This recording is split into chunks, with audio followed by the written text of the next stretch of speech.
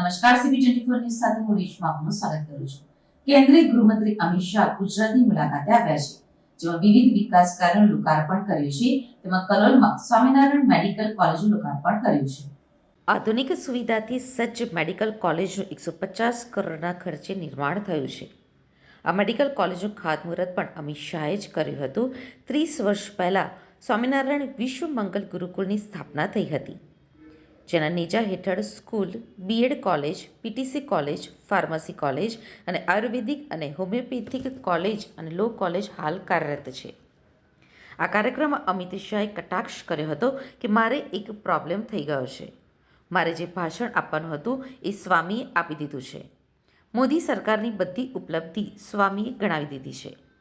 સ્વામિનારાયણ ભગવાન છપૈયામાં જન્મ્યા, ગુજરાતને કર્મભૂમિ બનાવી હતી. આટલા વર્ષોમાં કરોડો લોકોને વ્યસન મુક્તિ અને સુચારુ રૂપે જીવન જીવવાનું કાર્ય સ્વામિનારાયણ સંપ્રદાયે કર્યું છે. રાજ્ય સરકાર અને કેન્દ્ર સરકારમાં હું મંત્રી રહ્યો છું. જવાબદારીપૂર્વક કહી રહ્યો છું કે ગરીબ અને જરૂરિયાતમંદ બાળકોને આગળ વધારવાનું કાર્ય ગુરુકુળે કર્યું છે. સ્વામિનારાયણ સંપ્રદાયનો આપણા પર મોટો ઉપકાર છે. નિરક્ષરને અક્ષરનું જ્ઞાન આપવાનું કામ સ્વામિનારાયણ ગુરુકુળે કર્યું છે. એનાથી મોટું પુણ્યનું કામ બીજું કોઈ જ નથી. પ્રેમ સ્વરૂપ દાસજીને હું 30 વર્ષથી ઓળખું છું. સરકારનું કામ સ્વામી અને સ્વામિનારાયણ સંપ્રદાય કરવા બદલ ધન્યવાદ આપું છું. અને બહુ પ્રેમથી, લાગણીથી અત્યાર સુધીના કાર્યમાં મને એક જ મારી મહત્વાકાંક્ષા છે, મારા શાહ સાહેબ છે અને મારી જોડે છે. ગમે તેવું કામ હશે તો પરિપૂર્ણ થશે. અને સાહેબે લાગણીભર કહું છું, સાહેબની પ્રકૃતિ કેવી છે, કેવી દીનદયાળ. એક વર્ષ સમય હતો, મારી નાજુકતા હતી, સ્કૂલ સાહેબે આપેલી છે. આપણે ત્યાં ગ્રાન્ટેબલ સ્કૂલ સાહેબે આપી અને સ્કૂલમાં આવ્યા ત્યારે તરત જ કહ્યું કે સ્વામી આપણા વખતે અપાયેલી છે. મેં કીધું સાહેબ ધન્યવાદ, તમને આટલા વર્ષ પછી યાદ છે આ બધું. ખૂબ ખૂબ ધન્યવાદ. શ્રીમદ સત્સંગી ભૂષણ કથા પારાયણના ધર્મોત્સવ સાથે સ્વામિનારાયણ મેડિકલ કોલેજના ઉદ્ઘાટનના આરોગ્ય સેવા ઉત્સવના શુભ સંયોગ અવસરે ઉપસ્થિત સંતોને વંદન કરું છું અને આપ સૌને જય સ્વામિનારાયણ. વિશ્વ નેતા અને ભારતના યશસ્વી વડાપ્રધાન શ્રી નરેન્દ્રભાઈ મોદી તથા લોકપ્રિય જનપ્રતિનિધિ, ગાંધીનગરના લોકલાડીલા સાંસદ, ભારત સરકારના બાહોશ ગૃહ અને પ્રથમ સહકારિતા મંત્રી શ્રી અમિતભાઈ શાહ ગુજરાત પર સતત વિકાસ કામોની હેલી વરસાવી રહ્યા છે. આજે શ્રી અમિતભાઈ પણ આશરે 750 કરોડ રૂપિયાના વિકાસ કામોની જનતાની સેવામાં આપવાના છે. શ્રી નરેન્દ્રભાઈ અને અમિતભાઈના માર્ગદર્શનમાં હેલ્થકેર, વીજળી, પાણી સહિતની તમામ સુવિધાઓ દ્વારા દેશવાસીઓનું ઇઝ ઓફ લિવિંગ વધ્યું છે. 2 દિવસ પહેલા જ આદરણીય નરેન્દ્રભાઈના હસ્તે રાજકોટ સહિત દેશમાં 5 નવી એમ્સની ભેટ મળી છે. સાથે સાથે mother and child care hospital, જિલ્લા હોસ્પિટલની ભેટ પણ ગુજરાતને મળી છે. એ દિશામાં આગળ વધતા આજે આદરણીય શ્રી અમિતભાઈ શાહ સાહેબે કલોલમાં સ્વામિનારાયણ મેડિકલ કોલેજનો પ્રારંભ કરાવવાના છે. પાછલા એક ટર્મમાં ગૃહમંત્રી શ્રી એમના મતક્ષેત્રની જનતા જનાર્દનની સેવામાં 19,000 કરોડ રૂપિયાથી પણ વધુના વિકાસના કામો આપ્યા છે. આજથી 2 દાયકા પહેલા આપણે ત્યાં મેડિકલ કોલેજો માત્ર 9 હતી અને 1100 બેઠકો હતી. એટલે આપણા યુવાનોને મોંઘી ફી ભરીને કે ડોનેશન આપીને અન્ય રાજ્યોમાં પ્રવેશ લેવા જવું પડતું.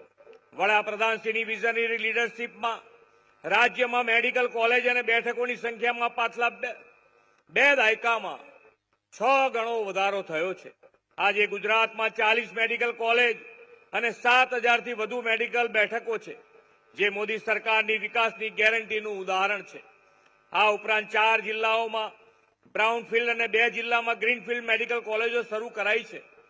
હવે તો આદિજાતિ જિલ્લામાં પણ મેડિકલ કોલેજો શરૂ થતા આદિજાતિ યુવાનોને ઘર આંગણે મેડિકલ એજ્યુકેશન મળે છે. આવનાર 5 વર્ષમાં 10 જિલ્લામાં મેડિકલ કોલેજ શરૂ કરવાનું આયોજન છે. અને તેના પરિણામે 1500 બેઠક પણ વધવાની છે. આના પરિણામે છેક અંતરિયાળ ગામો સુધી ડોક્ટરો સરળતાથી ઉપલબ્ધ થઈ શકશે. રાજ્યમાં આરોગ્ય સેવાઓ વધુ ને વધુ સુદૃઢ બને તે માટે બજેટમાં પણ સતત વધુ રકમ આપણે ફાળવીએ છીએ.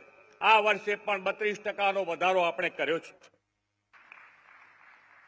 હું નિશ્ચિત રૂપે કહેવા માંગુ છું કે સ્વામિનારાયણ સંપ્રદાયનો આપણા સમાજ પર બહુ મોટો ઉપકાર છે. એક વ્યક્તિના જીવનમાંથી વ્યસન મુક્તિ કરી દેવો, એક વ્યક્તિનું આરોગ્ય સુધારવું, એ બધા તો સારા કામો છે જ, પરંતુ એક નિરક્ષરને અક્ષરનું જ્ઞાન આપવું એનાથી મોટું પુણ્ય કાર્ય કોઈ હોય જ ના શકે. અને સ્વામિનારાયણ ગુરુકુલોએ એકદમ નિસ્વાર્થ ભાવથી, સેવાના ભાવથી સ્વામિનારાયણ ભગવાનના સંદેશને ઘર ઘર સુધી પહોંચાડવાના ઉદાત્ત ઉદ્દેશથી બોલ્યા ચાલ્યા વગર મોટી મોટી સંસ્થાઓ ઊભી કરી અને મોટી મોટી સંસ્થાઓએ મોટા મોટા માણસો, વિરાટ વ્યક્તિત્વ ઊભા કર્યા અને સમાજની અંદર સજ્જન શક્તિનો સંગ્રહ કરવાનું કામ આ સ્વામિનારાયણ ગુરુકુલે કર્યું છે. પ્રેમ સ્વરૂપદાસજીને હું 30 વર્ષથી ઓળખું છું. સંસ્થાની પહેલી નિસાર બની ત્યારથી લઈ આજના ઉદ્ઘાટન સુધી હું સંસ્થા જોડે જોડાયેલો છું. પ્રેમ સ્વરૂપદાસજી હસતા હસતા બધી વાતો કરે, બધું સારું સારું બોલે, બધું કરે, પણ હું એક વાત કહી દઉં, પહેલાના જમાનામાં LIC ના એજન્ટના જોઈને જેમ ગામમાં ભાગી જતા હતા ને, ભાગતા હતા કે નહીં ભાગતા હતા ભાઈ, એમ પ્રેમ સ્વરૂપદાસજી કામ લઈને આવે તો જેમ સ્વામિનારાયણ LIC નો એજન્ટ આવે તો તમારે વીમો ઉતરાવવો જ પડે, એમ પ્રેમ સ્વરૂપદાસજી આવે તો કામ કરવું જ પડે, એટલું સમજીને ચાલજો.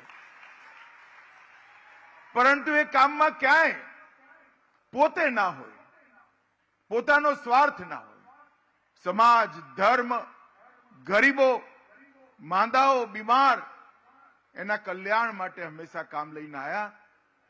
અને સ્વામીજીએ કહ્યું કે સરકાર હંમેશા પડખે રહી. સ્વામીજી બધાને સારા રાખવા, નવરા રાખવા એ સરકારનું કામ છે. સરકારનું જ કામ તમે કરો છો, એટલે કોઈનો ધન્યવાદ કરવાની જરૂર નથી. સ્વામીજી દરિદ્ર નારાયણની સેવાથી મોટો કોઈ ધર્મ નથી. જેને ભગવાને સારી અવસ્થા નથી આપી એના સેવા કરવાનો ધર્મ જેને સારી અવસ્થા આપી છે સૌનો છે. એનાથી મોટું ધર્મનું કોઈ બીજું મોટું જ્ઞાન જ નથી. અને સ્વામિનારાયણ ગુરુકુલે સંપૂર્ણ સુવિધાઓ વાળી અદ્યતન હોસ્પિટલ બનાવી છે. મેં ડિટેલ એની બરોબર જોઈ છે. અને જ્યારથી રામલલ્લાના પ્રાણ પ્રતિષ્ઠા થઈ ત્યારથી રામલલ્લાની પ્રાણ પ્રતિષ્ઠાના હર્ષમાં નિઃશુલ્ક સેવા, મફત સેવા આપવાનું પણ સ્વામીજીએ ચાલુ કર્યું છે. આપણા બધા માટે ખૂબ આનંદનો વિષય છે. મિત્રો, નરેન્દ્રભાઈના નેતૃત્વમાં આ દેશની અંદર મેડિકલ સુવિધાઓને વધારવાનું કામ છેલ્લા 10 વર્ષની અંદર દ્રુત ગતિથી ખૂબ ઝડપથી થયું. પહેલા એમ્સની સંખ્યા દેશમાં 7 હતી. 70 વર્ષમાં 7 એમ્સ બન્યા હતા. નરેન્દ્રભાઈએ 7 થી વધારીને 10 જ વર્ષમાં 23 કરવાનું કામ નરેન્દ્ર મોદીજીએ કર્યું. 387 મેડિકલ કોલેજો 70 વર્ષમાં બની હતી. અને દેશની આઝાદીના 75 વર્ષ થયા ત્યારે 387 થી વધારી 706 મેડિકલ કોલેજ બનાવવાનું કામ નરેન્દ્ર મોદીજી.